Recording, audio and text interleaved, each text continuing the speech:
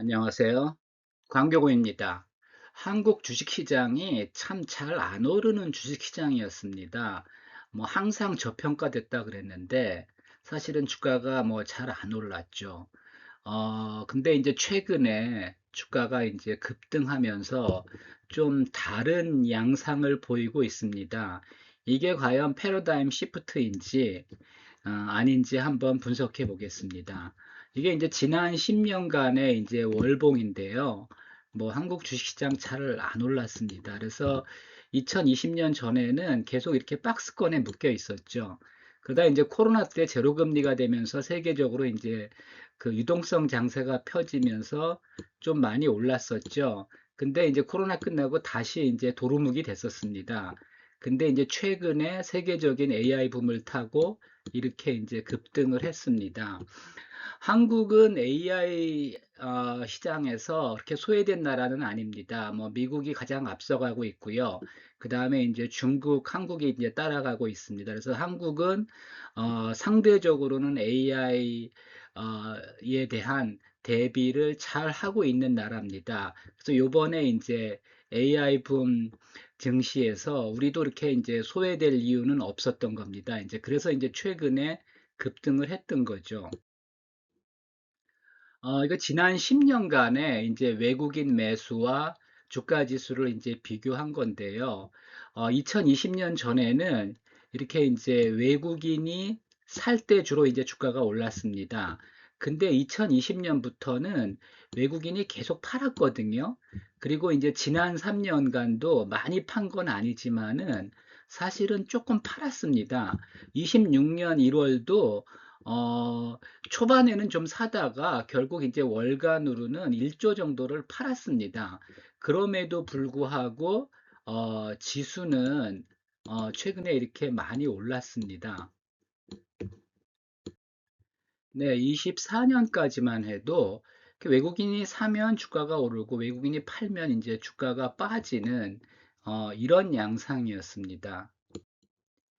25년 상반기까지만 해도 외국인이 팔면서 이제 이렇게 빠지는 장세가 계속됐는데 25년 하반기에는 이제 외국인이 샀다 팔았다 하는데 별로 이렇게 영향이 없이 특히 이제 그 25년 11월에는 외국인들이 많이 팔았는데도 불구하고 주가가 견조했고 또 10월하고 12월에는 하여튼 외국인이 이렇게 많이 산 건 아닌데 주가가 많이 올랐습니다. 금년 들어서도 외국인은 조금 팔았는데 시장은 월간으로 24%가 올랐습니다. 그래서 월간으로는 사실 가장 많이 오른 겁니다. 한국 시장이 연간으로 24% 오르기도 어려운데 월간으로 24% 올랐습니다. 하여튼 그 외국인 영향이 예전 같지는 않다는 겁니다. 여전히 일간으로는 외국인 영향이 큽니다. 근데 요즘 하루에 외국인이 1조 이상 순매수하거나 순매도하는 경우가 많이 있거든요. 그럼에도 불구하고 시장은 그렇게 일간으로는 영향이 있는데 중기적으로는 그렇게 크게 영향이 없습니다. 최근에 이제 일간 거래 대금이 30조를 넘다 보니까 외국인이 1조 팔아도 뭐 오를 수가 있고요. 외국인이 1조를 사도 안 오르는 장도 이제 많이 있습니다.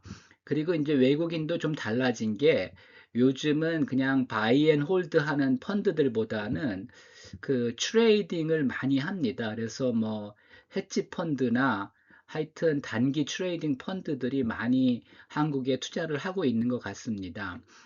우리나라 이제 시가총액이 4천조에 이르면서 외국인이 일간으로 1조 정도 팔아도 또 연간으로 그렇게 수십조 팔아도 최근에는 그 일간으로는 영향이 좀 있지만 연간으로는 그렇게 크게 영향이 없어 보입니다.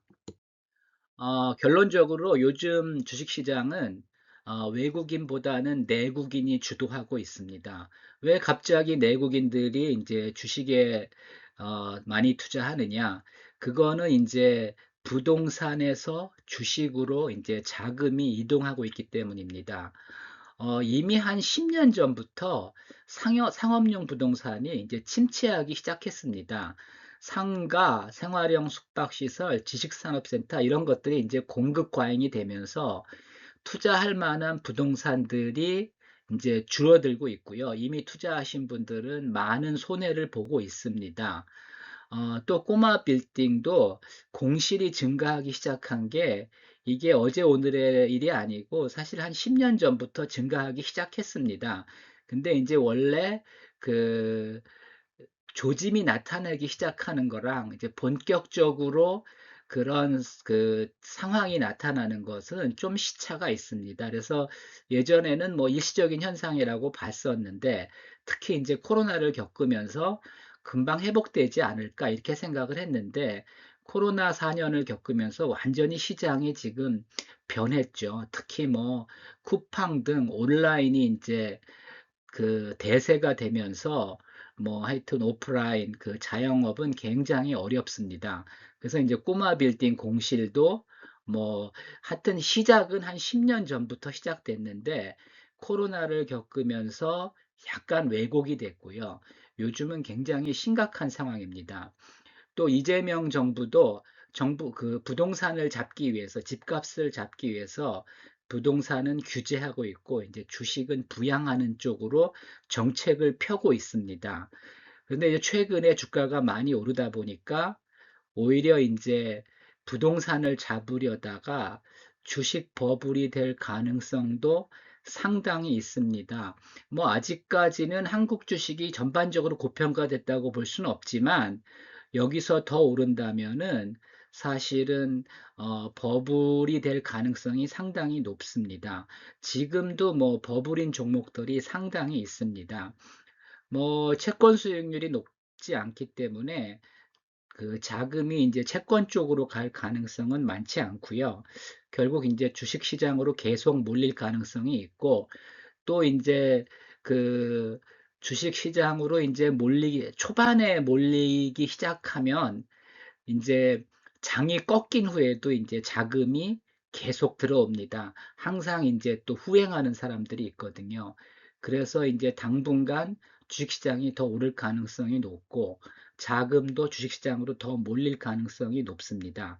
최근에는 이제 국내 주식뿐만이 아니라 그 해외 주식으로도 많이 몰리고 있고요. 특히 이제 해외 ETF를 투자하기가 예전보다 훨씬 편리해졌습니다. 그래서 요즘은 해외 ETF를 투자하는 사람들도 굉장히 많습니다. 또 일부는 또 금은 같은 거를 이제 좋게 봐서 금은도 투자하고 있고요.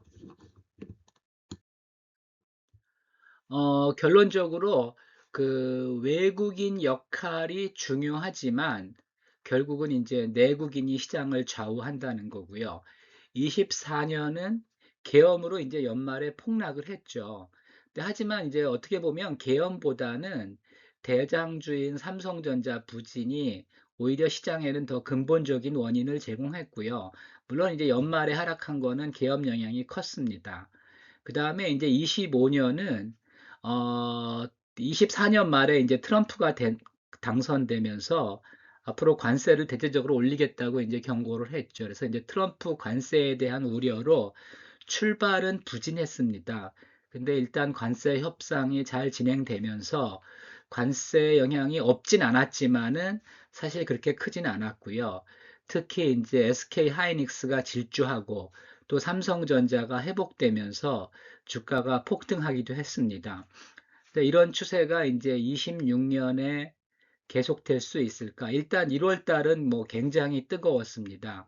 월간으로는 24% 올라서 월간으로 이제 사상 최고로 많이 올랐고요. 뭐 2월 달도 제 생각에는 좀 더 오를 가능성이 이제 높다고 봅니다.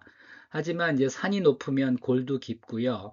특히 이제 지금 한국 증시를 주도하는 게 결국에 이제 AI 붐인데 그 중에서도 이제 반도체 붐입니다. 그래서 근데 이제 우리나라가 주력하는 반도체가 이게 이제 메모리입니다. 메모리는 그 시클리컬 하고요.